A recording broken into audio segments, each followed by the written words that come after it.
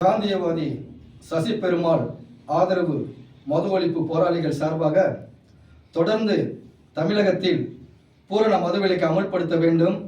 கஞ்சா மற்றும் பலவித போதைகளால் மாணவர்கள், இளைஞர்கள், குழந்தைகள், குறிப்பாக இன்றைக்கு இளம் பெண்கள் உட்பட பலவித சீரழிவுகளுக்கு ஆளாகி கொண்டிருக்கிறார்கள்.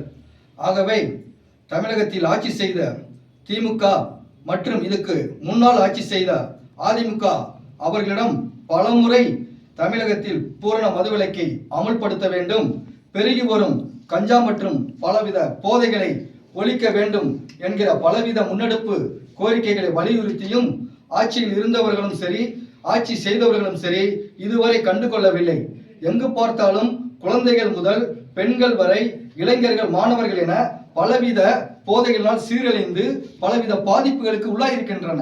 சமீப நாட்களாக எடுத்துக்கொண்டால் பெண்களுக்கு எந்தவித பாதுகாப்பும் இந்த தமிழகத்தில் காண முடியவில்லை. சட்டம் ஒழுங்கு சீரழிந்து கொண்டிருக்கிறது. பலவித போதை பிரியர்களால் பெண்கள் பலவிதத்திலும் பாலியல் வன்கொடுமைகளுக்கு உள்ளாக்கப்பட்டு பலவிதத்திலும் பாதிப்புகளுக்கு உள்ளாயிருக்கிறார்கள். ஆகவே தமிழகத்தில் முற்றிலும் பெருகி வரும் கஞ்சா மற்றும் பலவித போதைகளை ஒழிக்கப்பட வேண்டும், பூரண மதுவிலக்கை அமல்படுத்த வேண்டும் என்கிற ஒரே நோக்கத்தை மையப்படுத்தி காந்தியவாதி சசி பெருமாள் ஆதரவு மது ஒழிப்பு போராளிகள் சார்பாக அண்ணன் தமிழக மக்கள் வாழ்வுரிமை கூட்டமைப்பின் தலைவர் வேல்முருகன் அவர்களுக்கு இந்த நோக்கத்தை வலியுறுத்தி இந்த நோக்கத்தை ஒட்டுமொத்த தமிழகம் எங்கும் கொண்டு போய் சேர்க்க வேண்டும்.